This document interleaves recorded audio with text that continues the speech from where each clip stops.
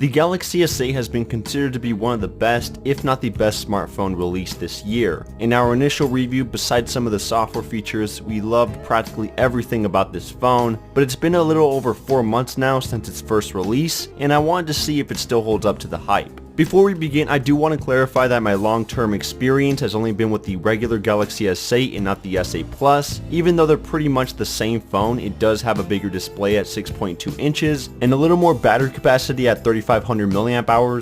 Also, I have the US model, so if you're from a different country, you may have a different processor known as the Exynos. So results may vary, but I'm sure your experience may not be drastically different from mine. The phone looks fantastic. It's very comfortable, perfect for one-handed use, and it always catches people's attention when I have it out on a table. The edges have the perfect curvage and there are no problems with grip detection unlike last year's S7 Edge. The color scheme adds the cherry on top as the deep black makes the phone look like a solid glass pebble. The all-around glass encasing gives it that premium feel, but you do have to be careful. In my first 2 weeks of testing, I accidentally dropped the phone from a desk height of around 3 feet and the back panel completely shattered. It was pretty devastating, so I had to get a replacement. Since then, I've been rocking one of Samsung's cases known as the Clearview standing cover, and when I didn't rock the cover, I always had a skin from Dbrand. This got rid of the smudging problem, kept it from getting scratch marks, and gave the phone a personalized look. I'll drop a link to both products if you also want to check them out. In the end, the design of this phone is still the best one on a smartphone yet, in my opinion. Another amazing feature that I love about this phone is the display. Even though it's really big at 5.8 inches, it was easy to hold as it only increased by height and not by width when compared to the S7.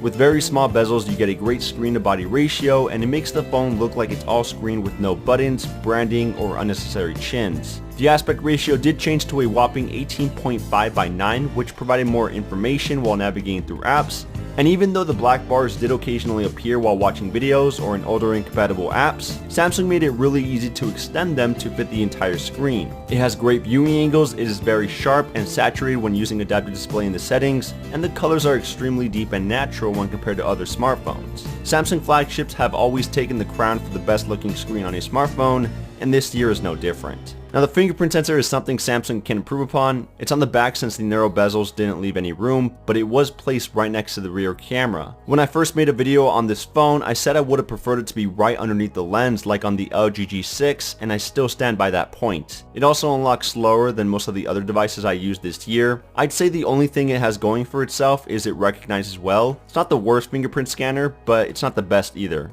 It's just okay. As for the software, it's still on Android 7.0 with Samsung's Grace UX on top, and hopefully Samsung will jump straight to Android Oreo. Still, the software provides a good experience as it's feature-packed, and it's cleaner and closer to stock Android than older versions of TouchWiz. My favorite features would have to be the customizable virtual nav bar, always on display, Infinity Live wallpapers, separate app sound to make sure that my Spotify media is the only thing playing on my Bluetooth speaker while everything else plays through my phone speaker, and dual audio, which gives you the option of playing audio through 2 Bluetooth devices at once. There's plenty more things you can do with this phone, but there are some features that Samsung can do without. One of those features is Bixby. I'm sure there's people out there who don't mind it and actually use it, but it is really just an alternative to Google services. The only reason I didn't use any of Bixby services is because Bixby Home limits you down to Samsung apps, with no real integration of Google apps, which is what I base my life around. Bixby Reminders has plenty of competition that will remind you to do tasks in a much better way and have a more powerful integration, and Bixby Vision is still a hit or miss situation. Bixby Voice is the only feature I enjoyed, which for the most part works well in providing what you need via voice commands. It can do simple tasks like toggling stuff in the settings,